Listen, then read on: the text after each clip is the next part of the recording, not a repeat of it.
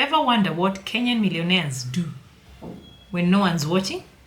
I'm sorry to burst your bubble, but it's not popping champagne, neither is it tabloid scandals or playing golf in badly oversized polo shirts. No, what they do is way darker, way smarter, and way quieter. We've spent months trying to decode the hidden habits that fuel their insane wealth. And trust me, once you see this, you'll never look at money or power the same way again. Hi, I'm Miss Moitathi, and welcome back to my channel. If you enjoy content like this, consider supporting the channel via Buy Me Coffee, link below.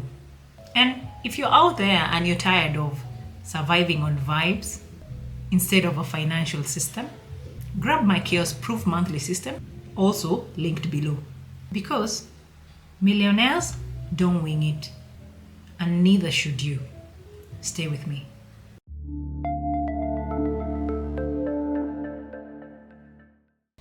So today we are decoding millionaires. I'll be talking about the habits that they have that you haven't seen. Okay? Number one, the silent networkers. You think the big deals happen on golf courses, right? Cute. That's what they want you to believe. The real action, it's silent, exclusive, and invisible. Imagine whispered conversations over tea in Karen at 5 a.m. A phone call that actually flips someone's net worth. Or something as simple as dinner with two people who technically aren't even doing business. That's where wealth gets traded. Long before you and I even hear about it. And mentorship? Forget about that your LinkedIn guru. Millionaires are learning from unexpected sources. Okay? A billionaire taking notes from a broke tech kid who just cracked algorithm. A manufacturing tycoon having dinner with a small-scale farmer just to understand soil realities. It's not arrogance, it's reconnaissance. They know what they're doing. And that's why their networks feel like spider webs that you never see until you're already trapped in one. So, if they're building wealth in silence, what on earth are they investing in while you're busy chasing the same tired Nairobi real estate headlines? Wait till I tell you about their playbook. Which brings me to number 2, the unconventional investment playbook. You see, while you're busy fighting over overpriced apartments in somewhere like Kilimani or Lavington, they're busy out there scooping up peri-urban land that actually looks like it's useless until a bypass makes it to the next gold mine. So they don't just invest, they ambush. They have a role. Their role? Patient capital with savage pivots. They'll sit on prime assets for decades. But if something flops, they cut it loose without a tear. No emotional funerals for dead businesses. Just capital redeployed. And here's a twisted part. Disaster is their love language.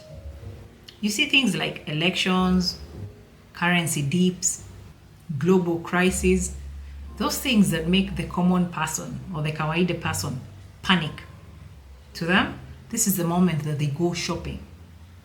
Okay? Why, you may ask? Because when the world screams risk, all they smell is clearance sale. And that's why during chaos, you're broke and they're building empires. But the real secret isn't even in the money moves. No. It's the way these guys consume information. Not from CNN, and of course, not from Nation. They consume information from places you wouldn't even think to look. Which brings us to number 3, the daily data diet. News headlines, to them, too slow. Millionaires and billionaires feed on microdata. Picture this. A logistics manager whispers that truck fuel demand is shifting in a small county. You see, to them, that's intel. Another instance, a taxi driver mentions how riders are changing drop-off zones. That's trend forecasting. Another instance, a mama mboga telling them the spinach sales are dropping in a place like Kibera. That's a signal about household spending power. This is what I'm saying. They track things that you'd never even notice. The shopping habits of young mothers in Kisumu, or how boda boda riders in Embu are actually spending their cash. That's where the real economy lives, beneath the spreadsheets.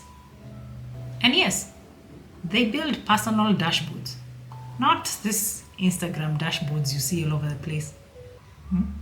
Actual systems that aggregate tenders, social sentiment, and things like consumption data. It's not Google. They basically own their own Bloomberg terminals. Actually, they are custom built. Every morning is data breakfast before money lunch. Okay. Now, you might be there wondering or thinking, okay, they've got the intel, but what do they do with it? Here is where their madness gets surgical. The calculated risk-taking ethos. You see, millionaires don't take risks because they are reckless. No. They take them because they are bored of your safe bets. Everyone else wanted Nairobi apartments. So they went and bought dying coffee farms and turned them into gated estates. Everyone said, that's too risky. But their response to something like this is, it's too profitable to ignore. They even run pre-mortems, not post-mortems, pre. Before they launch anything, they literally sit in a room and ask, it's 1 year later, this venture failed catastrophically. Why? Then they start building solutions, even before the problem exists. So they counterattack. And their superpower? Exiting gracefully. No drama, no noise. They don't do that. So no attachments, no nostalgia. If the fundamentals shift, they sell it at peak and actually move on to the next skill. Meanwhile, you're still clinging to that dead business because you hope and pray that one day it might pick up.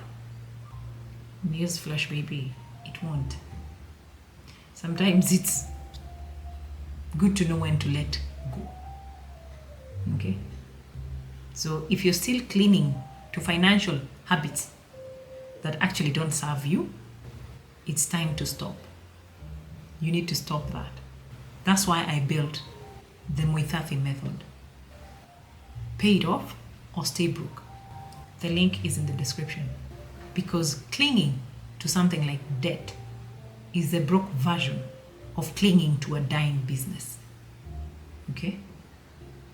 Anyway, all that being said, money without meaning burns out fast. So what keeps them obsessed, or what keeps them going? It's not wealth. It's something way more scarier. Which brings me to number 5.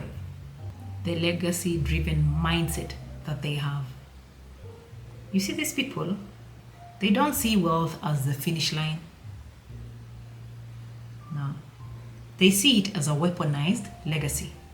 A water project here, a school there, a football team, strategic philanthropy that actually builds insane social capital. While others are out there throwing PR galas, they're busy buying goodwill that money can't buy. Succession? Forget wills. It's a decades-long training program. Their children, they don't just inherit, they're indoctrinated. You see things like asset preservation, investment discipline, and family philosophy. These things are drilled into their children from birth. Okay? And that's why old money stays old money. And their philanthropy? Silent, invisible, no ribbon cutting. Okay? Well, yes, you might see them funding 50 engineering students instead of building a flashy hall. But remember, everything they do has a reason. So why do they do that? Why fund these students? And this is because those students will later build the industries that make them even way more richer. Okay? Chess, not checkers. So, what's the real secret? It's not luck. It's not magic. It's a relentless, disciplined system. Silent networks, ruthless investments, data obsession, calculated risks, legacy thinking, habits that the tabloids will never show you. Because the richest people don't need you to know how they really play the game. So? Now, here is the real question. Which of these habits are you willing to steal for yourself? And which ones will you ignore and regret later? Comment below. Let me know which habit actually blew your mind. Subscribe for more savage money decodings. And don't forget, if you want to build systems like the rich, grab the chaos-proof monthly system and the building wealth in 12 months, all linked below. Remember, nothing good comes for free and nothing broke builds itself. I am Miss Muithathi and I'll see you in my next video.